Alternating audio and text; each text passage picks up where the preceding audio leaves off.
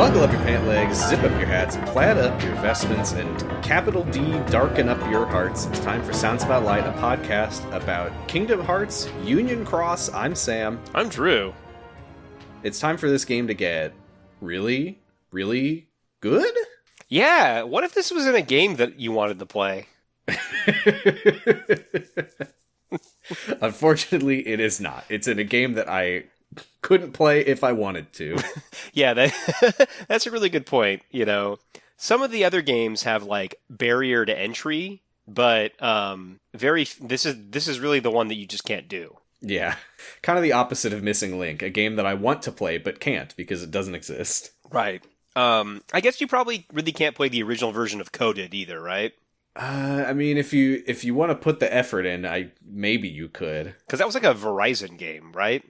I think that the carrier of the phone that it was on is not even in the United States. Oh, really? So it wasn't even... Okay, so you couldn't even play it here. Yeah, I mean, I don't think we've even talked about Kingdom Hearts Mobile. What? No. What?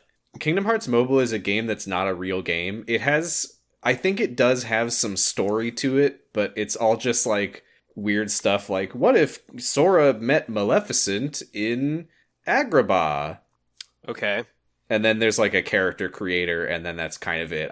I don't think Kingdom Hearts Mobile is much of a thing. Nobody really knows about it. Yeah, well, that's what we all think until it appears in the middle of Kingdom Hearts 4. Oh no! You're gonna all the little chibi characters that people made in Kingdom Hearts Mobile are gonna run out and fight Sora. What? They're Darklings now? Oh no! Oh no! Yeah, because the phone that they were available on no longer exists, and they're so lonely and sad that they've fallen to darkness. I mean, that's going to be the introduction to it, like a doorway. Like a door of darkness was going to pop up, and that phone's going to fly out, and then like people will emerge from the phone. The realm of darkness, aka just obsolete technology. Yeah, the Nokia, not in America. We could do something with that with Data Worlds.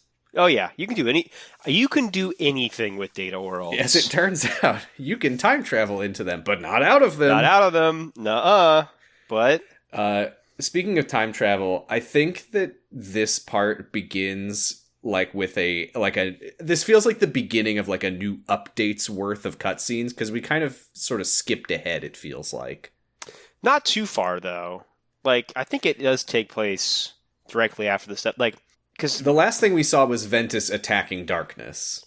And then being passed out in his bed, right? Going, ah! No, that was before he attacked darkness. Oh, was it? Okay. All right. Yeah, so they kind of left us on a cliffhanger. But now Skald, Ephemer, and Dennis are all like standing outside Ventus's room. They're worried about him and Ventus. Laurium is like talking to Ventus and being like, "Oh, no hard feelings. Sorry, I tried to kill you."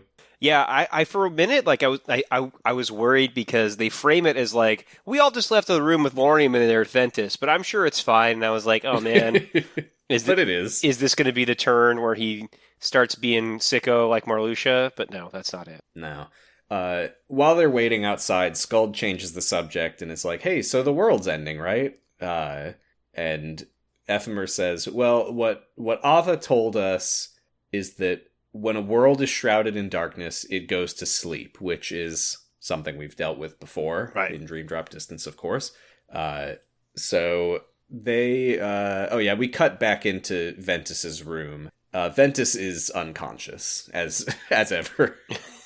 Right. Yeah. This is a common occurrence for him. He's just getting warmed up. Yeah. And Laurium is like, oh, you know, I was being selfish. I was angry. I needed somewhere to focus my anger, and I focused it on you, and that wasn't right, and I'm very sorry. But then he sort of hallucinates, ? Strelitzia, like, patting him on the arm and telling him to not be mad and please be a nice boy again, like she remembers him. Yeah, and I think I might know what this is now.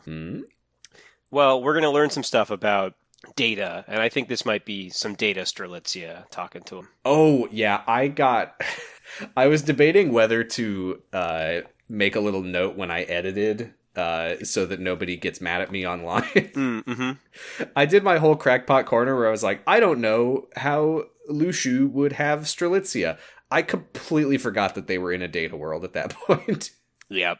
Yeah, so that's the data Strelitzia. Yeah. Sometimes it can be a little bit hard to keep track of for some reason. I don't know why, but yeah, I guess for some people. Ephemer knocks on the door. Strelitzia is not really there, but he says, Lorium, you have a visitor. And Lorium goes out into the hallway, and Elrena is here. And she summons her Chirithy, who says that it may have seen Strelitzia. We get a little flashback of the Chirithy seeing black coat guy, Lushu, presumably, escorting white coat girl, Strelitzia, maybe, into town. So everyone meets up in the Union leader's office to ponder this. Except Ventus, who is still unconscious. You know, it's funny, like, it feels like Elrena being here doesn't matter a whole lot. Like, I was kind of hoping that she would end up doing more. And part of me feels like when they started making this game, they, like, probably were hoping that she would do more. They didn't get around to writing it. It feels that way for, like, a lot of the characters, to be honest.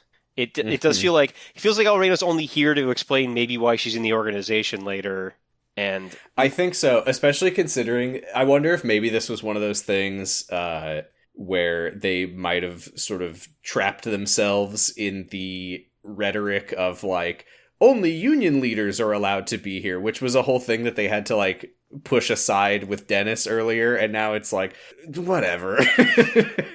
I mean, right now, at least, it's like the whole world's falling apart, so maybe you throw some stuff out the window. But, you know, it is like, yeah, like, she hasn't gotten to do very much. Scold really hasn't done a whole lot either. You know, like, really only a couple of the Union leaders really do much. Yeah, just Brain. Not even really Ephemer, mostly just Brain. Ephemer did a lot in Unchained Key, but not too much here. Yeah. Yeah. It's the Brain show, and we're all here for it. We love Brain. Mm-hmm. So they're speculating about who the mysterious black coat guy would have been. They're like, well, it must have been the Master of Masters or Lushu.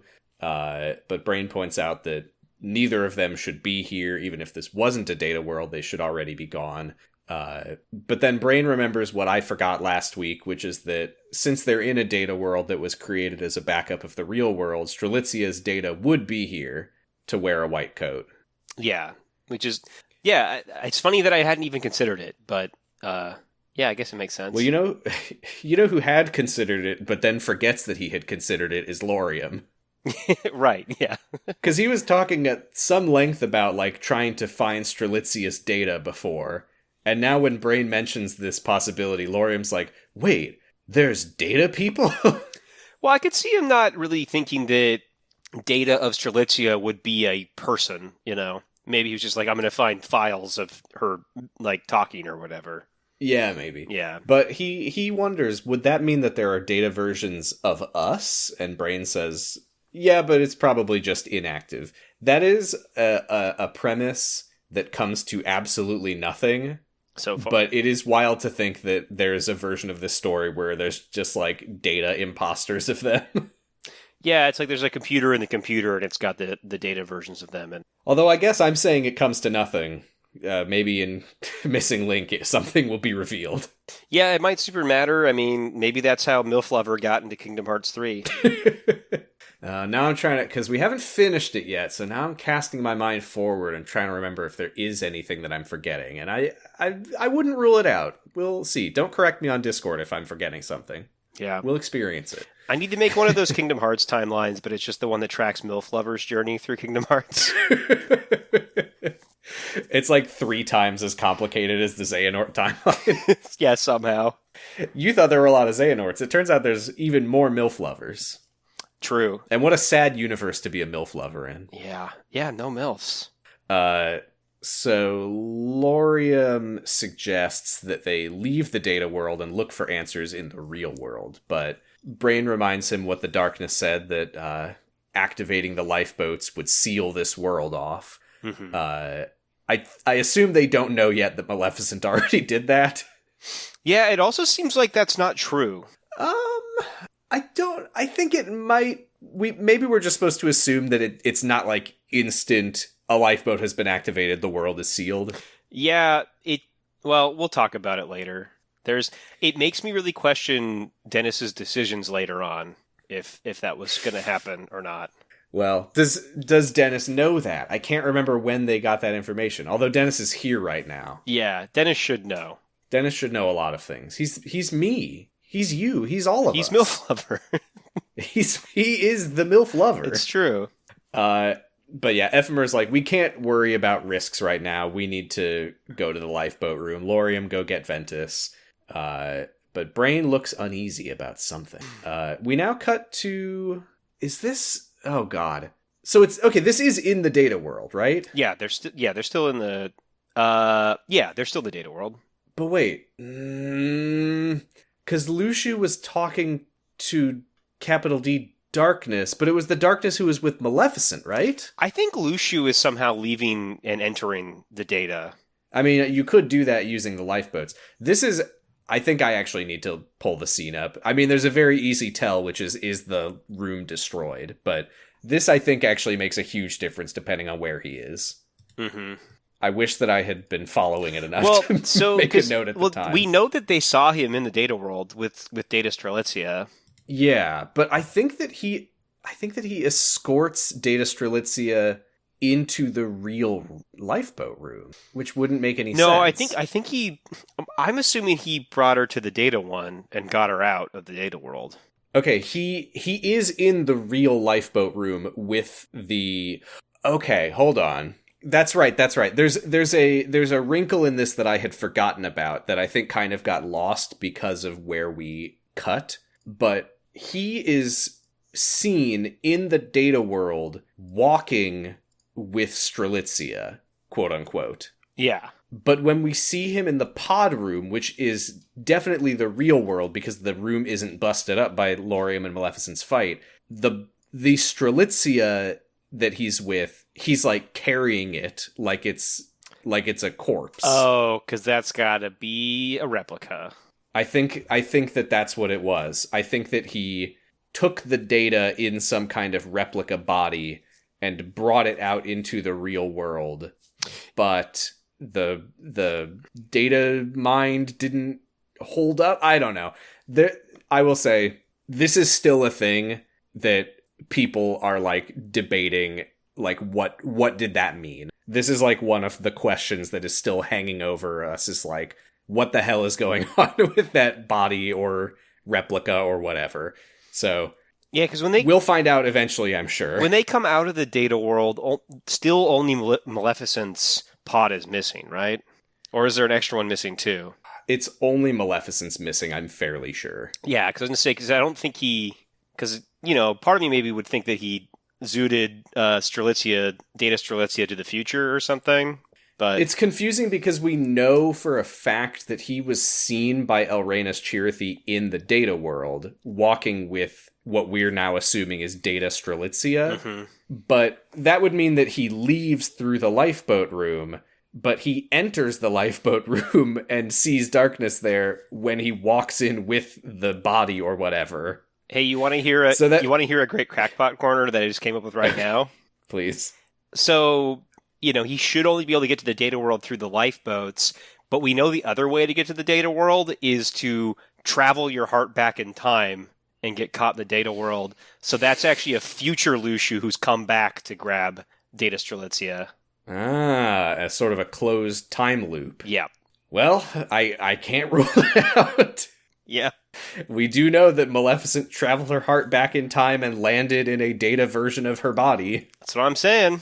And we're now learning that there are data versions of all the people in Data Daybreak Town, so I guess it's possible. That or Luciu has a data Luciu on the inside that's collaborating with him. Now that I like. I mean, whatever the case, it is weird and confusing that it seems like he would have put this Data Strelitzia in the pod to get her into the real world, but then we see him walk into the room with her and put her in the pod in the real world. So that those things don't really match up, so something's off there.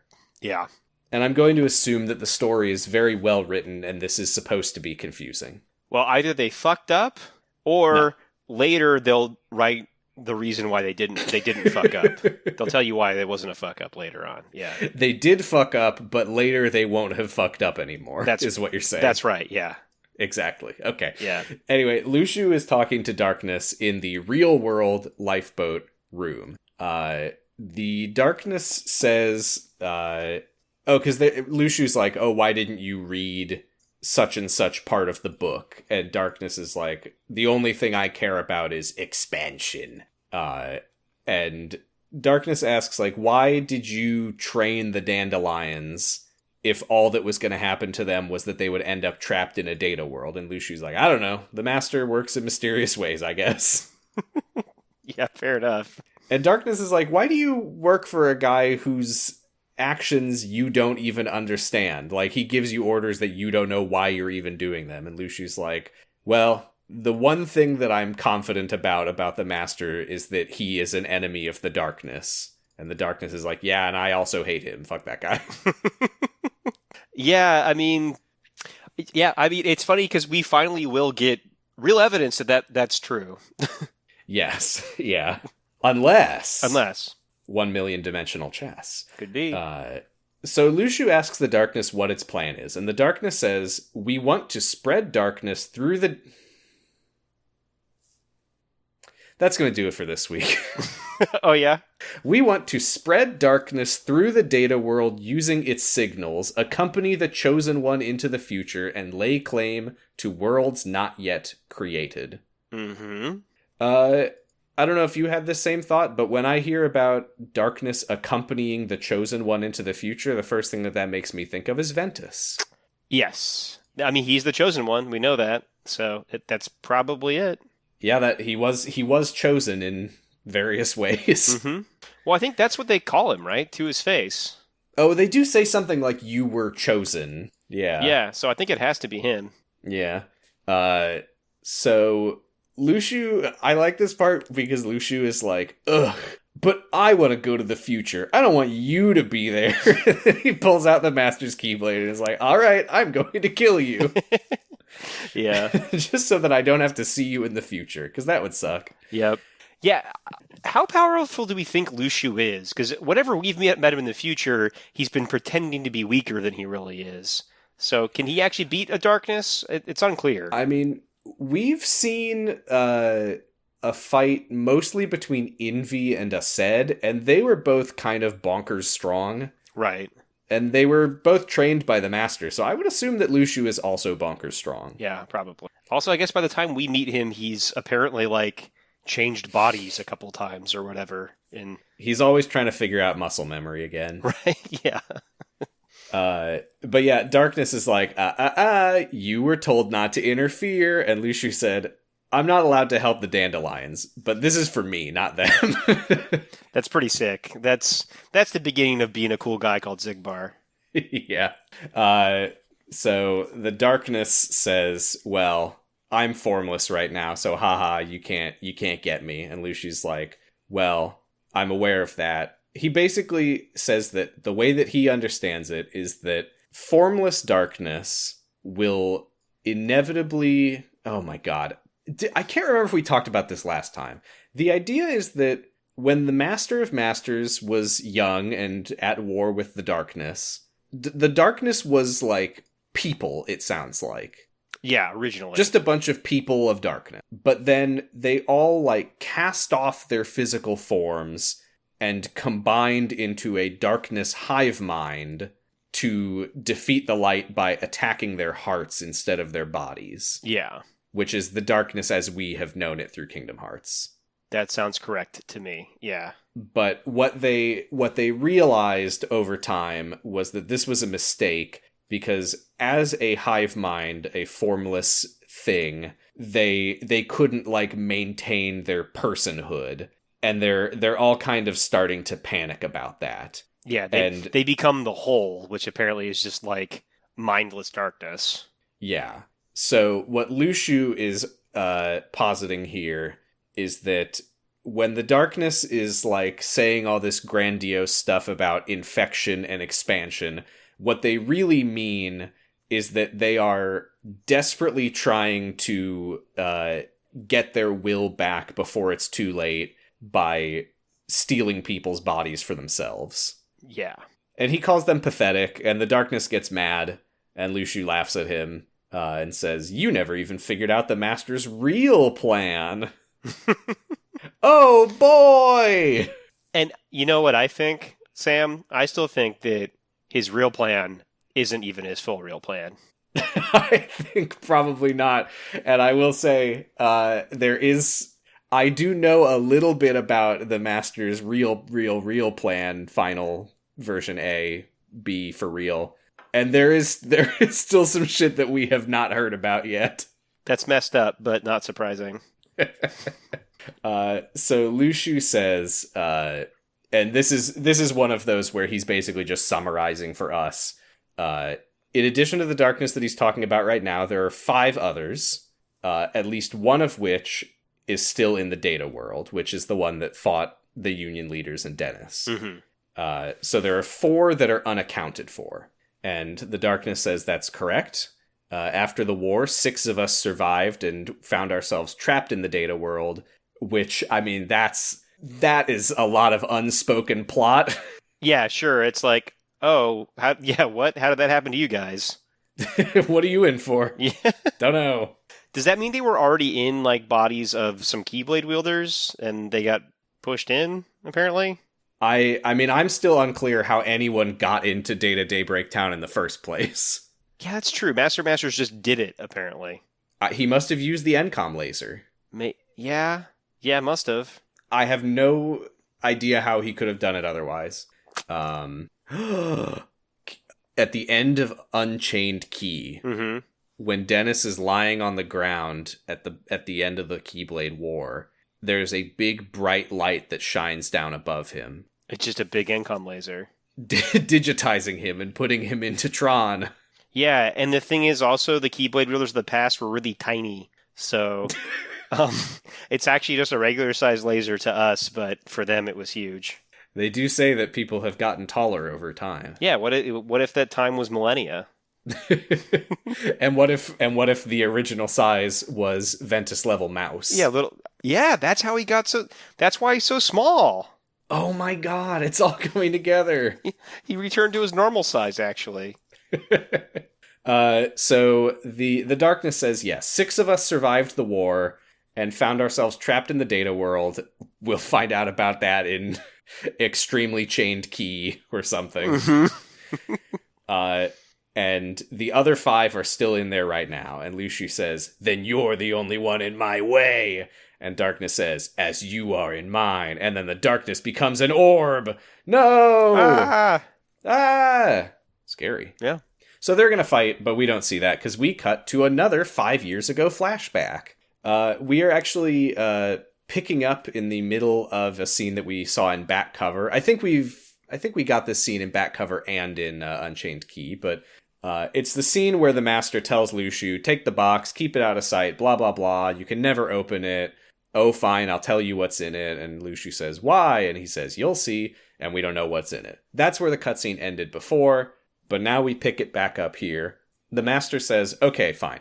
I will give you a little hint about why you can't open the box. And he says, and I quote, when darkness strikes at dawn and the lifeboat departs, this world will have fulfilled its purpose. If that happens, you have to see it through to the end and take a corridor to a new world as fast as you can. Which sounds metaphorical, but with all the information that we have at this point, it's extremely literal. Yeah, no, he very much so.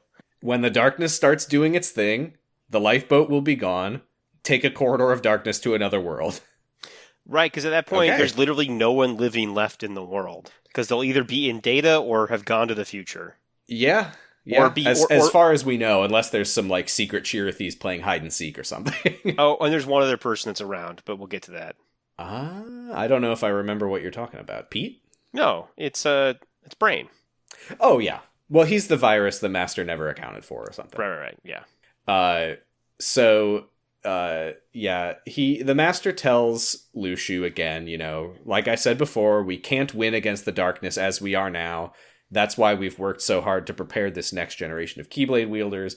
The entire purpose of this world, he says, is to nurture the dandelions to become seeds of light and create a future in which we can defeat the darkness once and for all. And Luciu's like, oh, okay. And he just turns to leave. He's satisfied with that. And the master's like, wait, I have so many more paragraphs of lore. We're like 5% of the way into this flashback. Yeah. So he explains basically what Luciu said in the last scene, which is the darkness, when it became formless, it started attacking people's hearts. He says it claimed many allies of mine along the way. They realized that they would lose their will. And he says something that... He says this in quotes, so I don't know if this is from the Book of Prophecies or what, but he says, from 7 all is fulfilled, from 13 chaos is born. That sounds very important. I don't know what it means, but he says it. Right. So there. Apparently Xehanort's going to hear like a telephone game version of this in the future. So he explains a little bit more about the history of capital D darkness, which is that there were 13 of these people. The 13 of them all cast off their forms, became a singular hive mind, but 7 of them lost their will before they were able to stop that from happening, and those became the pureblood heartless. Mm-hmm. The remaining darkness, the 6, divided themselves into the formless darkness that we're dealing with here, and that's where we're at now, is that those 6 are like, shit, I gotta put me in a body before I lose my brain. Yeah, right. They have to like at least feed on other people's hearts, but ideally they go into a body. Yeah, which this is interesting to think about with what we've known about Heartless since the very beginning, that they are just like mindless creatures that try to consume hearts. And now we're learning that they were actually just like a group of people who became this like ethereal darkness to consume hearts. Yeah. That's kind of bleak. Yeah. No, I like this. This is good lore. Yeah. It is wacky how Union Cross is like kind of a Kingdom Hearts creation myth, but also there's like so much... We have this sense that like so much stuff already happened before this that we still haven't seen. Yeah. No, it's I guess it's less a creation myth and more a framing device for somebody else to be told the creation myth. Yeah. So is there one darkness unaccounted for then in that? Because there's like the 7, but then one's missing, right? I don't know. There's 6 of these formless darknesses. Luciu's dealing with one now, and I think in the end we will see that there are 4 of them still in Daybreak Town. So yes, one of them is unaccounted for as far as we know. Okay. But that's skipping ahead a little bit, but yes, one of them is we don't know where. I have theories, but it's still pretty mysterious. Got it. Okay. But we'll get there in a bit. The Master... The background fades to black and the music cuts out to signal that this is extremely important. Yeah. The Master says, darkness can't be destroyed while formless. If you want to destroy it, you need a vessel with a strong heart. And that's where you come in. And Luciu starts to get nervous about this. I would be too. And the Master's like, now before I say what I'm about to say, let me just be clear about one thing. I didn't train all of you just to turn you into vessels for darkness. But that is part of it. That is part of it. Yes, he says, I pushed all of you in your training until I was confident that you would all be resilient enough that even if the darkness does take over your hearts, you will be able to withstand it. And Luciu is like, Uh-huh. And the Master reminds him, I've been telling you since the beginning, we are in a war against something that is ethereal and inhuman. You can't afford to be sentimental. You gotta be pragmatic. Uh-huh. Sure. And he says, I wouldn't have chosen this fate for my apprentices unless I truly believed that you would all be strong enough to bear it. So now he elaborates on his plan. There are 13 darknesses. I'm a little bit confused about this because I thought that we heard that 7 of them were just the Heartless now, but maybe that's not entirely true.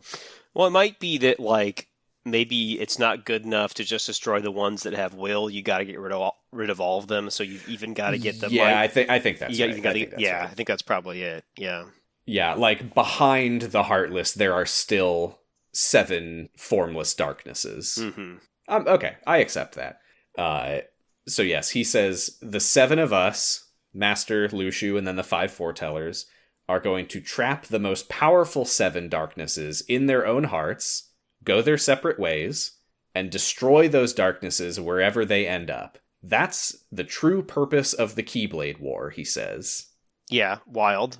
Which I guess is the dandelions are the important seeds of light, so they need to lure those evil darknesses out, capture them, and then get the fuck out of there. Take them away from the dandelions. Yeah. Now, we have very little context for how that occurs, but Lushu says, like, do the unions really have to fight? And the Master says yes. The lost page and the idea of the traitor were only there to plant real doubt in the hearts of the foretellers for the darkness to feed on, because the darkness will not take the bait unless the negativity that it's looking for is completely real. Right. So yeah. So I did just make you all hate each other for my own ends, for sure. But I made sure that you would be, like, really ripped beforehand. Yeah, so you'd be fine. That's why I've been making you go to the gym so much. Aced really listened to that. Yeah, no kidding. So he says the 7 darknesses are going to try to take over our hearts when the emotions have been allowed to grow sufficiently. And Lushu's like, Master, you really want this to happen? And the Master just ignores him and says, what happens next is, for the remaining 6 darknesses, 5 of them are going to do the same thing to the Union leaders, who aren't as strong as us, but we're going to leave them some of the weaker darknesses, so they should be okay. And then the last one will be trapped in the data world. And Lushu is horrified. Rightfully so, I would say. He says, Master, that's too great a sacrifice. And the Master says, your judgment is clouded by sentimentality. Trust me, I know all too well the tragedy of someone's heart being taken over by the darkness. I wouldn't do this if it wasn't completely necessary. And also, actually, he says one thing that sounds very important, which is, this isn't a heroic tale. This is about honoring the dignity of those with hearts. Yeah.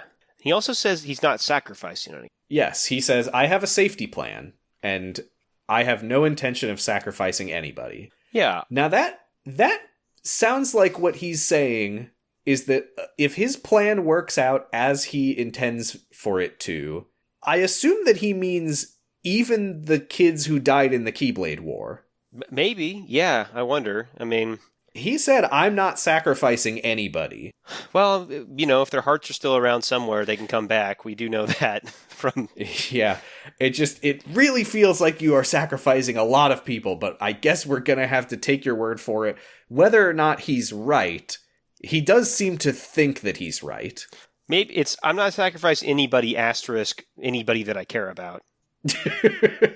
Anybody with a name. Yeah. The player will be okay. Yeah, because it seems to be he's implying that, like, yeah, all of his apprentices will get darkness in their heart, and that's going to be bad for a while, but they'll be able to kill it in their hearts somehow and live afterward. Yeah. It sounds to me like he is saying that nobody is that he has a plan for everybody to be taken care of, but I guess we'll see. Mm-hmm. And Lushu is just, like, kind of digesting this. He just doesn't say anything at this point and just starts leaving with the black box. And the Master says, may your heart be your guiding key. Your thoughts, your feelings, your actions, you are the key to the future.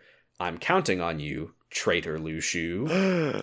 What? I mean, it makes sense Lushu is the traitor that everyone was looking for. So if we take that line at face value and we think about what we know of the Lost Page, which says that one who bears the sigil will initiate the Keyblade War, then, if the traitor is just the person who brings the Keyblade War about, he is the one who said something to Ava that she retaliated and it started the war. Yeah, that's totally true. And I do wonder, too, the Master seems to understand that Lushu does not like his plan and follows some of it, but definitely starts improvising his own stuff. I wonder if the Master is counting on Lushu to betray what he has told him to do a little bit. Yes, that is the other possibility, is that and maybe he even knows about it because of the Book of Prophecies, but yeah, either Lu Shu is the traitor in that he is the one who starts the Keyblade War that at this point in the flashback is yet to happen, or that the Master is anticipating Lu Shu going rogue in one way or another. Yeah. Yeah, I mean, it's like, I guess there's a world where it's like, the Master presents a horrifying option to Lu Shu in order to inspire Lu Shu to try to come up with something less horrifying to do. Yeah, we'll see. We'll see. Yeah, so this does potentially answer the question of what did Lu Shu say to Ava that led her to attack him. It could be that he said that they're all going to become vessels of darkness. It could also be that he told her that the dandelions are going to be trapped in the data world with the darknesses. I think either of those would be reason for her to attack him. Yeah, I think that's reasonable. Could be just like, I don't know, the Master betrayed you. The Master's sacrificing you, and I'm going to help him do it. Yeah. I've got a crackpot corner. Oh, yeah? This is, I think, literally the first one that I wrote down for when I decided I wanted to do this podcast. Okay. So, we have talked before about how the foretellers' names correlate with the deadly sins, but do not correlate with their personalities. Right. Because the characters as we know them are more in line with their opposing virtues. Ira has never been wrathful, but he's always been patient, for example. Right. Now we know that these characters who seem to be correlated with the 7 virtues are going to be taken over by 7 darknesses, which to me suggests that they are actually named for what the darknesses are going to do to them. Oh. Ira is going to become very wrathful. Envy is going to become very envious, etc. Right. Now, Kingdom Hearts 2 has the Twilight Town Mansion, and I don't know if you remember, I made sure to point this out at the time and said this will be important someday. The Twilight Town Mansion has a lot of unicorn motifs. Oh, yeah. There's unicorn statues, there's like unicorn engravings in the walls, etc. I believe that after leaving Daybreak Town, Ira founded Twilight Town and built the mansion. There is a room in the mansion which has a very large broken table. And when you examine it in Kingdom Hearts 2, I can't remember if it's Sora or Roxas who thinks this, but one of them says, like, it must have taken a really strong impact to break this table. Like, for example, a very powerful Keyblade Master experiencing a fit of rage. Oh, yeah. Now, who else do we know who is associated with fits of rage? Aced? Well, there's a certain Syx. Organization member, Syx, yeah, whose power is to go berserk using the full moon, which is often associated in mythology with unicorns. Now, Isa, being a direct descendant of one of the foretellers, would also explain why Syx seems to be so important to Xehanort and to both of the organizations. Also, this is entirely superficial, but Ira's unicorn outfit does have like a blue mane, and Isa has blue hair. Oh, that's true. And their names are similar. Yeah, one letter different. Okay. So, assuming that Xehanort somehow knows who Isa is and who he's descended from, that would explain why, at some point after Ventus met him in Birth by Sleep, but before he was turned into a nobody, somebody, for whatever reason, gave him this X-shaped scar on his forehead, which happens to be exactly where a unicorn's horn would be, just saying. Oh, yeah. And we know that the X sigil allows you to track people, so somebody, I believe, is keeping tabs on Isa. I don't know who, but I think that Isa is descended from Ira and something. Yeah, that makes sense. I didn't stick the landing on that one. Well, I think you've got I think those are definitely all pieces that point to something. Just not sure what yet. Yeah, my theory does end with IDK. Yeah. But that's not the point. Yeah, I think that most of those other things all connect, though. I'm anticipating twists, not meaning.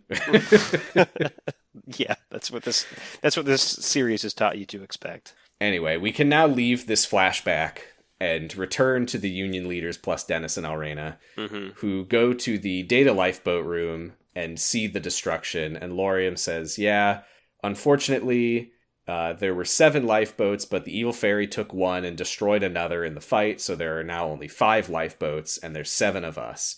I will say, in a moment, someone will come up with the genius idea of what if someone uses the lifeboat to leave and then sends it back for someone else to use. I cannot believe that they treat that as like a brilliant idea and not just like, oh, okay. Yeah, I'm still not exactly sure why they didn't just do it. Yeah, I don't know, but we'll get there. Brain sits down at the computer, his favorite thing to do. I can relate. And they pull up a video feed of the town and see, oh no, it's disintegrating into a glitchy storm. That's not good. No. Skuld and Dennis point out that there are other dandelions. Yeah. And as in, there's not 5 lifeboats for 7 people. There's 5 lifeboats for everybody. And Brain's like, well, you know, Ava said that anyone who stays behind will just go to sleep with the world, like when you turn off a computer. The people in the computer don't die when the computer turns off. Yeah, I do like they'll go to sleep just like a computer in sleep mode. It does feel weird to be in the flashback, like sort of origin story of Kingdom Hearts, and people are way more tech literate than they are in the actual Kingdom Hearts as we know it. Well, right, because computers are a thing of the fabled past, you know? Wait a minute. Isa, Ira, Pence, Brain. No, never mind. I wasn't sure where you were going with that, but yeah. If you rearrange the letters in Brain, it becomes Pence. Oh, it does. That's why Pence is the only person who knows how to use the computer. You can almost rearrange Pence to be like Ensef, like in like Brain, you know? I thought you were going to say like Encom. No. Oh, wait. Well, yeah, that too. Penscom. Okay. So, yeah, Brain is like, don't worry, this world was created to be a safety net for the real world, so even if the real world ends, which, I mean, that's a hell of a way to start your thought. Mm-hmm. Even if the real world ends, this world can always be rebooted and everyone inside can be recovered from it.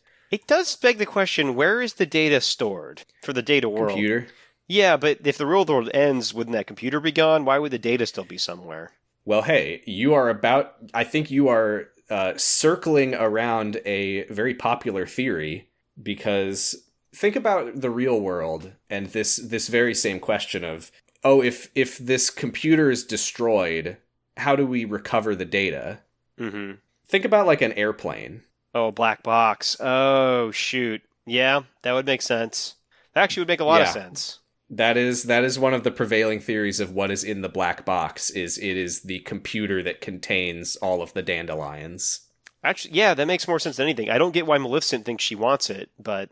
Yeah, we don't know what she... Actually, I think she has said that she thinks that the Book of Prophecies is in it. Oh.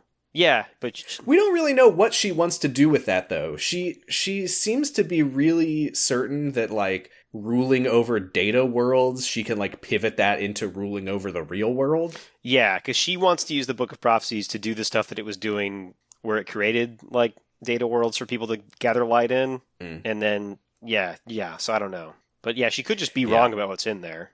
I think that she probably is. Yeah. But I don't actually know. But yeah, the black box containing the dandelions, that would explain what the master was saying about, like, I'm not going to sacrifice anyone, I have a plan. Okay. Could kind of explain maybe how Ephemer and all them showed up at the end of Kingdom Hearts 3, too. Yeah. Ooh, there's something there, but that's not... We've done too much crackpotting today. Yeah, fair. Also, I don't have a theory ready for that. Okay. Anyway, so... I do feel like while we're talking about... Oh, actually, I noted this when I was watching it, and then someone does... I think Lushu says it later, because Brain is saying, like, oh, if this world is shrouded in darkness, it'll just go to sleep, and then everyone will be asleep. we did have a very, very weird and extremely aggressive moment with young Xehanort in Dream Drop Distance where he was like, Sora, you idiot. This is a Data world. Data does not dream. Tron Legacy is not a sleeping world, you idiot. Yeah. So, yeah, we do already know from that Brain is not correct about this, but we'll come back to that in a bit. Right. So, yeah, Brain is like, well, even if we escape with the lifeboats, we're just going to find ourselves at the end of the world. So we would need to use the lifeboats again. Mm-hmm. Get back in the pod. Yeah. And there's no telling where we'll end up, so maybe we should just stay here where we know what's going on. Yeah, fair enough. But he suggests that at least one person needs to leave, because otherwise, if they end up trapped here, nobody outside of the Data world will ever know that they need to be rescued. So Ephemer agrees, and I love this moment where Brain is like, well, no matter what happens, you and I need to go our separate ways, because we are way too epic to both be lost. That's interesting. Yeah, I think I sometimes forget that Ephemer is supposed to be so cool. Yeah, they mention it a few times here, and I think we actually glossed over one of those times, is that Ephemer is the leader of the Unioners. Yeah. It doesn't feel like it. It feels like it's Brain, but... Yeah, it's just Brain knows what's going on, and Ephemer goes, sure thing. Yeah, Brain is always saying, like, I'm Brain, but we need you, Ephemer, to, like, lead us in the right direction or whatever. And yeah, that's what Skuld and Dennis were saying earlier, is like, you're our leader, we trust that you will save us or something like that. Mm-hmm. But we didn't talk about that because it doesn't matter. Because yeah, it is very easy to forget that Ephemer is supposed to be the leader, but he is. So yeah, Ephemer's like, yeah, I think that makes sense. It would be bad if we were both lost. Everyone else is completely what's the word? Dispendable. We don't know their names. We don't need to worry about those people. I feel like neither of those are the word I'm trying to think of. Oh well. Yeah. Tag me on Discord to say what word I'm thinking of. And don't disposable. Disposable. Yeah, I thought you said. Jesus I thought you said disposable. My bad. Yeah, that's. I said dispensable. Okay. Now, if I really cared about my dignity, I would edit this so that it sounds like I knew what the word was, but I'm not going to do that. So Ephemer agrees to stay behind in the Data world while Brain goes to the real world and leads the survivors. And Brain says, that sounds good to me. Elrena says, well, I'm not a union leader, so I should stay behind too. They all kind of argue about who should go where, blah, blah, blah. The decision that is ultimately made is that Elrena, Dennis, and Ventus are going to go with Brain. No, they changed their mind after that too. Yep. Just trying to skip ahead to where they finally land. It's a thing that drives me crazy about Kingdom Hearts sometimes, is we get these conversations where people like talk about one possibility and then don't do it, and the other possibility won't matter at the end of the day. And I don't know why we do that all the time. Yeah, I mean, the reason that they're arguing is like, it is character driven. Skuld is like, I'm a union leader, this world and the Dandelions are my responsibility, like we can't leave you behind, Elrena. But Elrena is like, I want to stay with Lauriam, and Lauriam's like, I'll go with you, we'll both go, whatever. Because Lauriam is like, or actually Ephemer tells Lauriam that he should go because there's a chance that Strelitzia might be in the real world, so he should try to find her. I don't know what he's basing that on, but fine. Oh no, because they're thinking about Lushu escorting Strelitzia. Yeah. Whatever. Yeah. God, I'm really trying to find where they land on this whole thing. Well, where they land is Damien's like, I'm not even a Dandelion, and Skuld wants to stay behind, so the three of them are going to stay behind, and everybody... Damien is Dennis, for anyone who forgot what he's called in the video that we're watching. Yeah, Dennis, sorry. Dennis. So Dennis, Skuld, and Ephemer stay behind. Yes, because Dennis is like, I'm not a Dandelion, the only reason that I'm here is Ephemer, so if Ephemer's staying, I'm staying. He's like, I'm not even supposed to be here. And then, yeah, Skuld is like, well, I'm friends with both of you, so I'll stay. And then Brain is like, I don't know, man. let's just leave one of the pods behind and see what happens. Mm-hmm. Okay, here we go. Ephemer, Skuld, and Dennis will stay in the data world. Brain, Ventus, Laurium, and Elrena will leave the data world. Now, we at this point know that Ventus, Laurium, and Elrena all end up in the future. Brain? Where's Brain end up? I don't know. Find out. Yep. I think Ventus is still unconscious. Ventus is still unconscious. I don't think we see him awake for the rest of Union Cross.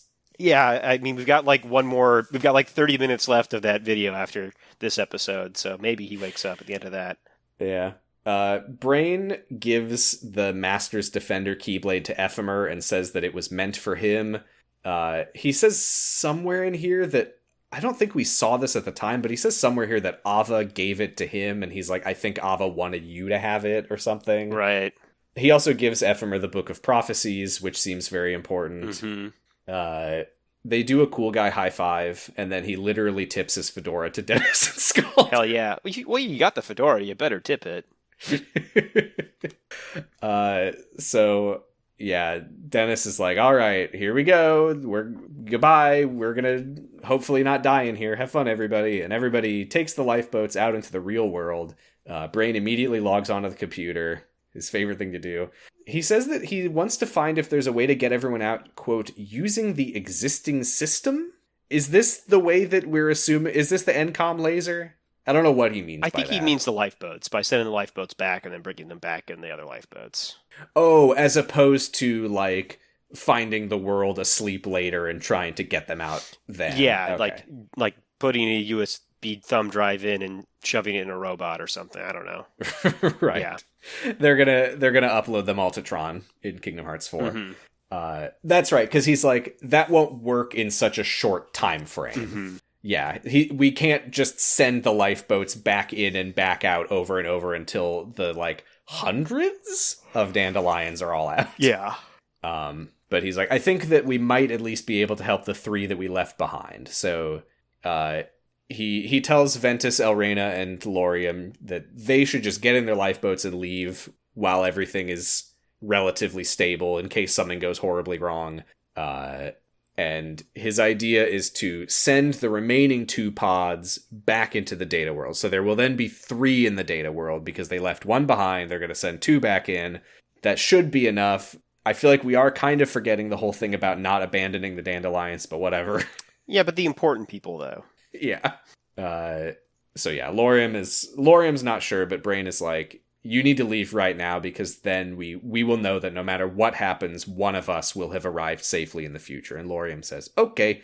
And Brain says, keep your waypoint etched in your heart. Focus on your goal of finding your sister, and the lifeboat will lead you to her, maybe. I don't actually know. Seems like a theory. Heartbeat, guiding key, all that good stuff. Elrena, Laurium, and Ventus get in the pods, but right as they're about to disappear, the entire building starts shaking, and Laurium calls out to Brain right as they disappear. And then Lushu enters the room and says, just you, huh? Yeah, it's interesting. Did he not expect it, or is he just being a cool guy?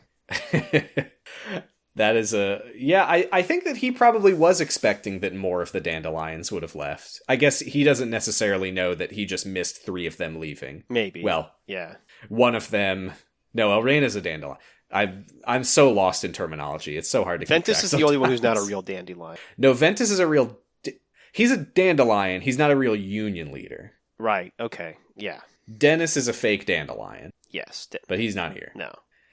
Oh, this game. Skuld is worrying about the others, but Ephemer trusts that Brain will take care of them, and then Dennis says, yeah, he's always got a plan, unlike you, idiot. Yeah. They all have a laugh at Dennis's great quip. Mm-hmm. And then they turn around, and there are 4 formless darknesses watching them laugh. Whoa, have you guys been here the whole time, or what? And they say, great joke. That's funny. Your good joke will be our way into your heart. And I did include a little summary in my notes at this point because I was like, I feel like myself talking about it and the listeners listening to it are probably going to be lost at this point. So here's a little reminder of what's going on right now. Mm-hmm. According to the Master's plan, the Union leaders themselves, the foretellers and himself and Lushu, should already be inhabited by darknesses. I'm assuming that includes Luciu. Mm-hmm. The 5 Union leaders were also supposed to take in 5 of the 6 remaining darknesses within the data world. Ventus supposedly trapped the darkness that they fought. I can't remember if we addressed that or not.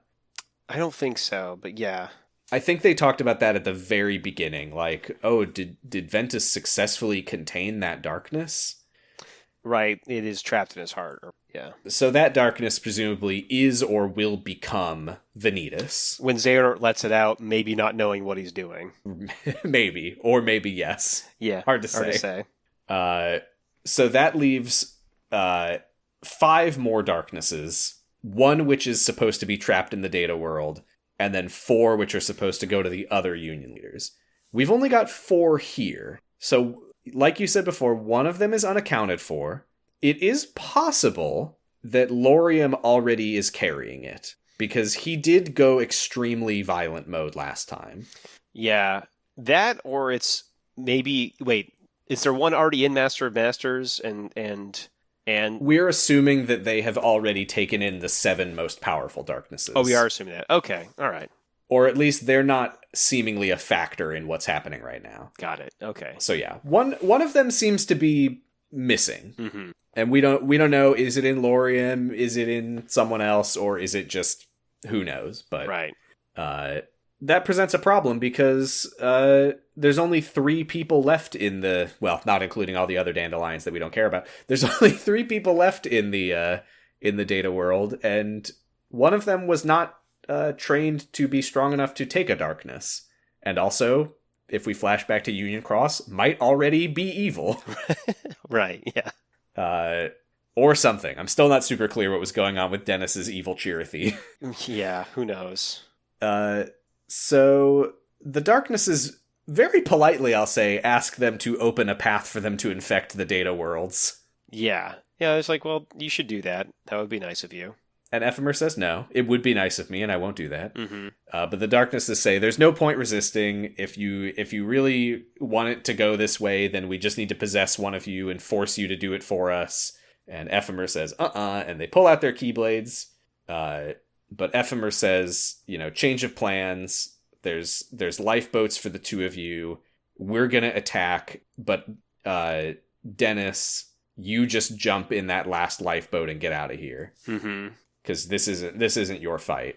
And Dennis lowers his keyblade and says, "Fools, this is why people cannot defeat darkness." And he attacks Ephemer, and Skuld tries to hold him back, and he elbows her in the stomach and says, "You thought that your friend defeated the darkness? I told you before, I am formless. You can't destroy me." And he slashes Ephemer clear across the room. Yeah. Yeah, Dennis... He's a whale. Yeah. Yeah. He's got all the best medals. He's got that crown on and all the shit's glowing. He just did 75 trillion damage to Ephemer. Yeah. That's how strong Ephemer is. Yeah. That's why he's the leader. Mm-hmm. 75 trillion of his 75 quadrillion HP. Mm-hmm. He's all right. Something like that. And yeah, he says, if you open the gate for us, I will let you live. And the other darknesses prepare to join the fight, but he says, I'll handle this myself. And we do get a little bit of gameplay footage as the player does actually fight Ephemer and Skuld here. Yeah, you beat the crap out of them. You really beat the crap out of them. Yeah, they like tearfully use like a big beam of light team attack on Dennis. But he just gets back up and KOs them. And he's like, your hatred shall only make us stronger. And he prepares to kill Skuld. And Ephemer's like, no! And opens the gate and sends all the darknesses and Dennis into... Lest we forget, this is all about the pathway to Game Central Station from Wreck-It Ralph. Right, yes. That is what the darknesses are trying to obtain, is Wreck-It Ralph. Of course. They're trying to break the internet in the sequel. Mm-hmm. And Ephemer says, Dennis, I'm sorry. And he seals the portal, trapping them all in there. But wait. Nope, we go back to Brain and Luciu. Oh, you're right. First, yeah. Brain says, who are you? And Luciu says, I'm Luciu. I'm one of the master's apprentices. And Brain says, Luciu, I thought you disappeared at the start of the war. And Luciu says, that doesn't matter. I don't want to talk about that. Yeah. That has nothing to do with this. I understand that you have questions about it, but the player doesn't, so shut up. Right. So yeah, Lushu's like, oh, where'd the others go in the pods? And Brain says, well, one of them escaped. He's talking about the Union leaders specifically. One of them, Lorium, escaped. Two of them are still in the data world. Lushu says, what about the fifth? And Brain sighs and says that they're gone, because Lushu, of course, is asking about Strelitzia, whether he knows it or not, which I suspect he does. Yeah, I would think so. So he says, oh, is one of those... Oh, yeah, that's right, because the two remaining pods are still here right now. So he says, oh, is one of those for you? And he says, no, I'm going to send those pods back in so my friends can get out. I'm going to stay behind here in Daybreak Town and work on waking up the trapped dandelions. And Luciu's like, what do you mean wake up the trapped dandelions? And Brain's like, oh, you know, like a computer when it goes to sleep? And Luciu's like, that's not how that works. Yeah. It is funny that computers don't sleep. You've like assumed a bunch of stuff, but you are not right about a lot of it. Sleep mode does not literally mean that the computer is dreaming. No, it's paused or whatever. Yeah, and Luciu is like, by the way, do you know that the lifeboats don't work normally, and that you have to arrive at a point with a vessel and someone who remembers you? And Brain's like, I'll figure it out. Right, and this is like, oh, so Brain really stayed behind because he knew he was going to have to, like, find a way to get their memories to the future. Yeah, I think so. He does seem like kind of ashamed to admit that he actually does not have a plan, and that he's kind of just hoping it'll work out. Well, yeah, it's like, I guess I'll hope to spend the rest of my life figuring this out. Well, on that note, yep. Luciu takes a step toward Brain and says, hey, you're pretty smart, huh? Isn't it a shame that this is the only lifetime you have? And Brain looks very uneasy, and that's the last we see of him for now. Yeah. That seems important, but we'll come back to that later. Not this week. We go back to Ephemer and Skuld. The lifeboats arrive. Brain, apparently, after Luciu said that, has sent them in. So the two of them get into the lifeboats. They kind of look sadly at the extra one that was supposed to be for Dennis, and Ephemer looks as regretful as his little chibi face can manage as he activates their pods. I think we really have gotten into the phase of Union Cross where it's like, man, imagine if this didn't look like this. I think about it a lot, honestly, when I'm watching this. I'm like, this stuff's cool, but it looks so bad. Yeah. Yeah. We go into the data tunnel thing to Game Central Station from Wreck-It Ralph, where the Darknesses and Dennis are. The Darknesses commend Dark Dennis. They say, oh, good job getting them to open the portal to the other worlds for us. You better get out of that vessel before it dies. And Dennis says, you fucking idiots! I beat my friends half to death as a prank! I didn't think tricking you would be this easy. Must suck having to be so reliant on physical forms and keyblades when you don't have either of those things yourselves. And he uses his keyblade to seal them in the tunnel, trapping the four of them in here with him. He was rusing them and tricking them. He did do quadrillions of damage to his friends as part of the trick, but hey, you do what you gotta do. That's what he's been training for. The final boss of Union Cross is Ephemer and Skuld. That is wild. Yeah, your final fight is beating up your best friends. Yeah. The Darknesses are furious to have been tricked by a little goober, and they start swirling around menacingly above him, but he's like, whatever. Time to die. Time to die. I just got the shit beat out of me real bad by my best friends who are stronger than me. And then his Chirithy pops up, and he's just like, yeah, sorry about that. Sorry for dragging you into this. Chirithy's like, it's cool, whatever. Yeah, he hugs his Chirithy. Chirithy says, it's okay, I understand, you did what you had to do. And a bright light envelops the two of them, and you know what? I didn't cry, but I felt something. I did wonder about the bright light. I was like, is that Chirithy doing something, or is that just a scene transition? Yeah, I think I remember the answer to that, and I think it is something, but we'll talk about that next time, because that's where we're stopping for this week. Okay. What a game! Yeah, this stuff's actually, I mean, I'm like happy about it, because this is actually mostly answering questions and not bringing up new ones. Yes. It's answering questions, and it is also like planting seeds for very interesting sounding developments, like that thing about, you know, the very end of Kingdom Hearts 3 with Ericus setting up a new chess game where the foretellers are black pieces, and it's like, what? And now we know that the foretellers have trapped some of the most powerful darknesses in their own hearts. Yep. Kingdom Hearts 4 is going to be nuts. Yeah, I think it could be good. I hope it's good. Hope it's. I'm the guy who's going to play it. Well, yeah, I'll probably play that one. Wow. Yeah. Nomura said it's a great jumping on point. That's such horseshit. I can't believe he's saying that. His biggest lie yet. Yeah. I did have a small crackpot corner. I feel like obviously there's something going on with Master of Masters. And a thing that I keep coming back to is he talks about how, like, darkness is like an old friend, you know? Uh-huh. And part of me wonders, like, we now know that the darkness used to be, like, people. Mm-hmm. And I wonder, I have a couple things. Like, I mean, I think that Master of Masters might be, like, part of the darkness. And I'm kind of wondering if this whole plan of his is trying to, like, get his people to inhabit real forms again and not be, like, a formless evil anymore.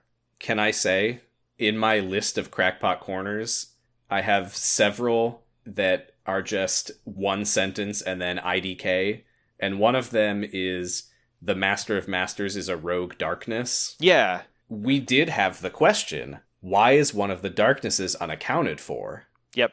Yeah, that's what I think. And, like, it's like he's one that actually has fully formed a personality and has a body, or he never gave us up in the first place. Interesting. Yeah. Stay tuned. Yeah, we'll see. Yeah. Huh. What a game. Cool game. I wish it didn't look like this. Wish it was a game I could play. I wish it was a game I wanted to play. Yeah. Because I own most of these games now, and I've played bits of them, and I do want to play them someday when I have time. Uh-huh. I don't know what day that would be when I magically have time again, but yeah, maybe someday. Well, next time is the end game. Next time is the end of Union Cross. Yeah. What a day that will be. Yeah. I vaguely remember some of the stuff that happens in it, and it's going to be fun. It's hard for me to imagine there being wilder stuff than this, but you know, I'll stay tuned. Yeah, there's a crackpot corner that I've been like desperate to get into, and I think I can finally do it next time. Hooray. Oh, no, never mind. No, I can't. Oh, no. Oh, well. Yeah, then I think we're going into the Remind DLC for Kingdom Hearts 3, if I remember correctly. Yeah. But that's a story for another day. Yeah. Here's a story for today. Okay. It's on the wiki. Okay. And you're going to see this and say, ethereal passage, that's not that funny. What's the first thing that draws your eye? Oh, the creative property of Ass Hunt? This article, Ethereal Passage, is the creative property of Ass Hunt. Okay. This is in category Ass Hunt. That's a great... And category Worlds. Uh-huh. The Ethereal Passage is a mysterious location that can only be accessed through the Reynard family mausoleum. It has the second most powerful common enemies in the game, and is a true test to the player's platforming skills. It also holds vast riches and the ability to recruit powerful soul bodies into your crew. Okay. Just open that in a tab. Mm-hmm. A nobody-like creature created from someone's soul. Okay. That, you know... You like that drawing? I mean, I like the drawing. The only known soul body is Raoul Twish. That's quite the name for a soul body. When someone becomes a soul body, their first name is reversed. Any surnames receive normal anagrams. What's a normal anagram? So wait, his name is Luar Schwitt? What? Yeah, something. I think normal anagrams as opposed to having an X put in it. Oh, okay. Yeah, you don't add a letter to it. Got it. Yeah, I mean, I will say I get the idea of, like, if a person becomes a heartless and their heart is strong enough, then their body becomes a nobody, but what happens to their soul? I suppose I get the idea of it becoming its own thing. I do think a soul body is kind of shit. Yeah, what if they should just be a ghost? Now, there's not. I mean, the sigil looks like a little ghost. Yeah, it's kind of looks like Danny Phantom. Yeah, it kind of looks like an amoeba with eyeballs. I mean, the heartless are hearts, the nobodies are bodies, so the soul body should be called, like, the soulless. Right. It contains the soul, so it's the soulless. Yeah. I'm so sad that article is in the category Kingdom Hearts Vengeance lore, and if I click on that category, there's nothing else in it. Yeah. Very rude. Sad. It's weird because they made their debut in Kingdom Hearts Vengeance, so you think there'd be more information about them. Yeah, there is. What? In Kingdom Hearts Vengeance, there's an article of Father Reynard, a main character and partner in Kingdom Hearts Vengeance. Julian Reynard, type human, age 42, homeworld, Breezy Hills, weapon hunting rifle. Reynard is middle-aged, sports a mustache and short brown hair, as well as light green eyes. He is also somewhat pale. And are you seeing the faction that he's a member of? Yeah. What does it look like? Well, it looks like an X-per, but I'm pretty sure it's a keeper. The Keepers. Yeah. Now that's good. Although Reynard was never much of a fighter, he is remarkably fit for a man of the cloth due to working the fields at the orphanage. He is also a bit of a crack shot due to helping his father hunt before he joined the Keepers, and always keeps a rifle handy just in case. The story's under development. Check back later. Bummer. But there's quotes, though, even though there's no story. I guess we'll have to. We have to find a place where we can throw that thing away. Until then, we have to keep running. Ooh. What? Well, I'm just looking at Father Uh-huh. From Kids Next Door. What? If you scroll down, you might see that one of the top articles right now is Father from Kids Next Door. Oh, I don't have that one. Oh, okay. Well, it does say that he's a major antagonist in the series Kingdom Eds. Oh, no, I am seeing it. Yep. If you remember Cartoon Network, yes, those are the Eds that you're thinking of. I think I'm going to need to bookmark this one. Wow, finding some great stuff. Just when I think I've run out of stuff on this wiki. No, never. I was worried Father was going to be a Homestuck thing, which surprisingly is not here. You would think Homestuck would be here. I'm going to search Homestuck. Yeah. But maybe that's not the right age group. I don't know. Non-canon Kingdom Hearts. Now, this links to the Idea Wiki. Okay.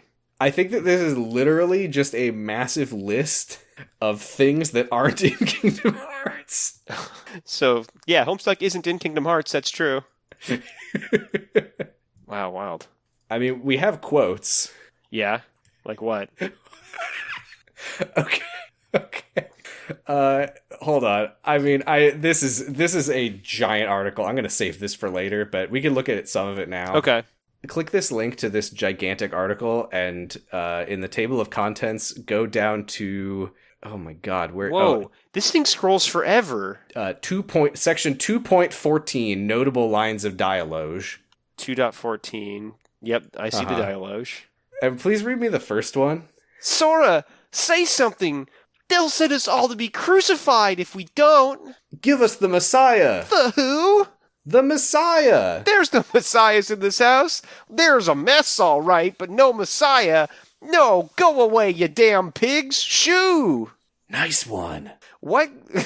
What could that possibly... That's attributed to Brian Cohen, The Crowd, and Sora, parentheses, Monty Python's Life of Brian level. Oh, insufferable.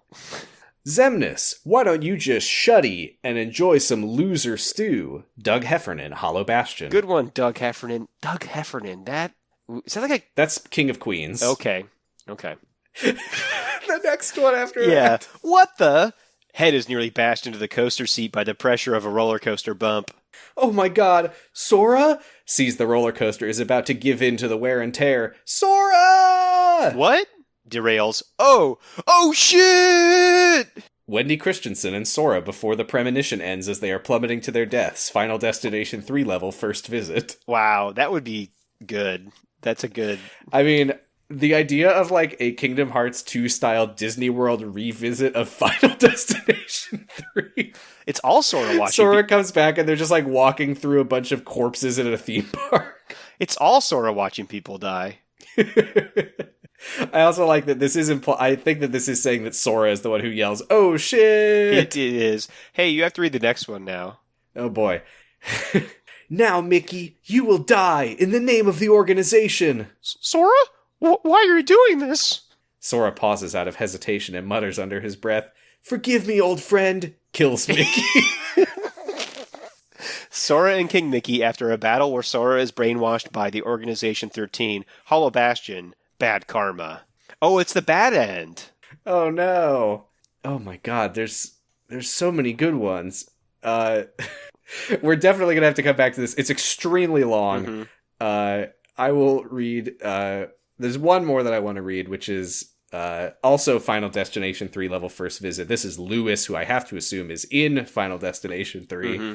Yeah, how about that now, Sora? I'm not afraid of death. Fuck death. I just win. That's all I know how to do. I just win. Yeah! His head is then crushed off screen by the weights, and blood splatters all over Sora, Wendy, and Kevin. Yeah, that's a scene in that movie.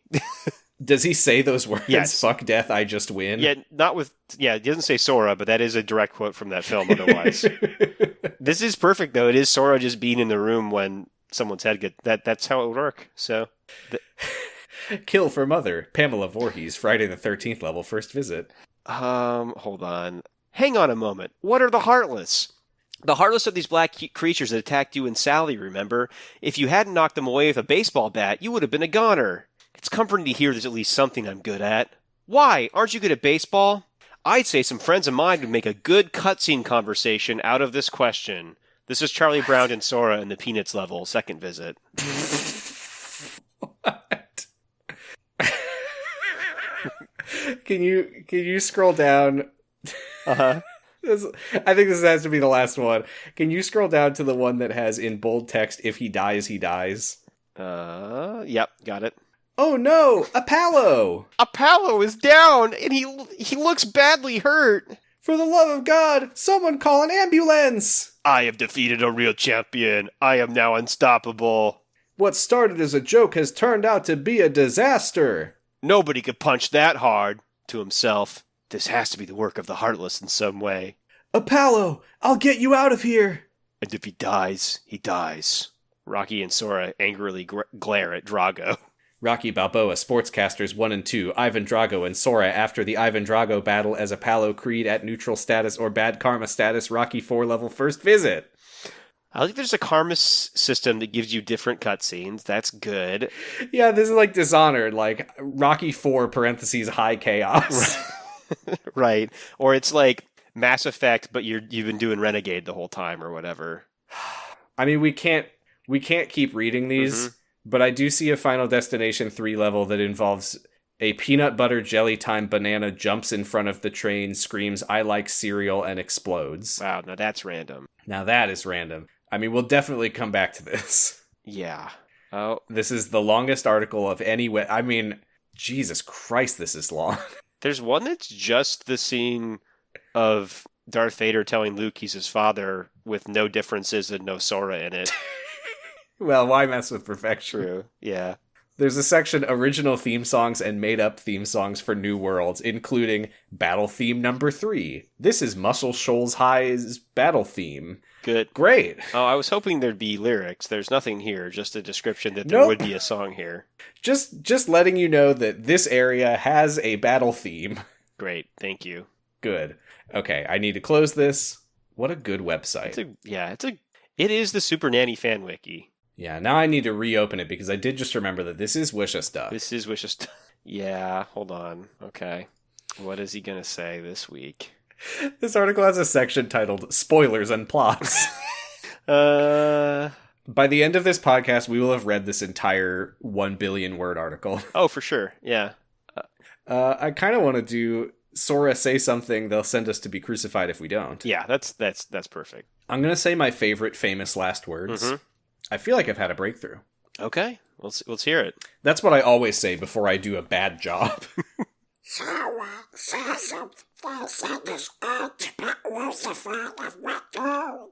That ended very strong. I think that's my best yet.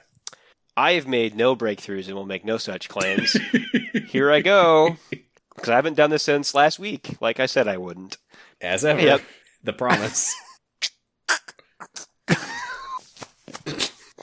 No, now I'm laughing. That's not good. Okay.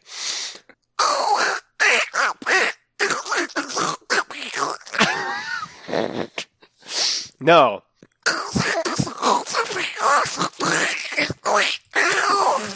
I heard crucified. Yeah, I said crucified. I also spit all over my keyboard. Well, that's going to happen. It is going to happen. It did. You're not supposed to open the spit valve before you do the Donald voice. Yeah. You're supposed to do that afterward over the sink. Yeah, you gotta drain it. Or into the carpet of your band room, like I did with my trombone in middle school. Yeah, I'm sure that I'm sure that was happening a lot. I think that, pretty much constantly. Well, that's it. That's it. We're on Blue Sky at Sounds About Light. I'm on Blue Sky at Posy Stress. You can listen to my other podcast, Dr. Huh? Where by the time you hear this episode, we will have our episode on Time Heist up. Time Heist! That one was Time Heist. That's the way that you have to say it. And what are we watching next? I don't remember. Oh, it's the season finale of the season with the 12th Doctor and Bill. So we're going to watch Bill die. So that'll be fun. I've caught up. Are you going to resent this episode as much as you've resented the last few? Just in terms of having to watch it? Yeah, probably. Okay. No, this week I edited, I talked about this on the podcast that Doctor Huh ruins my Fridays because I'm so excited to be done with work, and then I realize that I have to watch Doctor Who. But I have already edited the podcast for this week, which means that I can watch the episode on Thursday and then have a good day on Friday and have a bad day on Thursday. What a breakthrough. Yay! I'm on Blue Sky at Achilles Heelys. You can listen to Extra Credit on the F+. And that's where you can find me. We're hosted on noisepace.xyz, where you can listen to other podcasts like Local Service Only, Pod of Greed, Wow, Cool Robot, Check Out This Guy, and more. Yeah. Like we say at the end of every episode, Keyblade. He's getting sick. I'm so tired. Oh, Xehanort, it'll be okay. It really... I feel like it's better. Mm-hmm. Yeah, I think it's good. Yeah. All right, bye. Zombies can be killed by anyone, but are exceptionally weak against Flight Attendant Guy. Yeah. Bye. Xanon, Mixgull, Zelax, and Zigbar. Special enemies red, blue, and yellow, only able to be killed by Dr. Mario. No.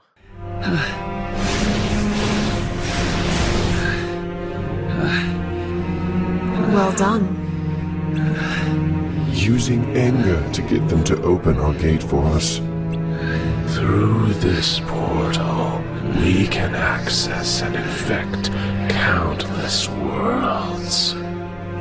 It's time you rid yourself of that brittle human vessel, unless you wish to waste away along with it. Why are you laughing? I didn't think tricking you guys would be so easy. Are all of you this gullible? What? You don't have a physical form, but you need a key to unlock doors for you. Seems real inconvenient.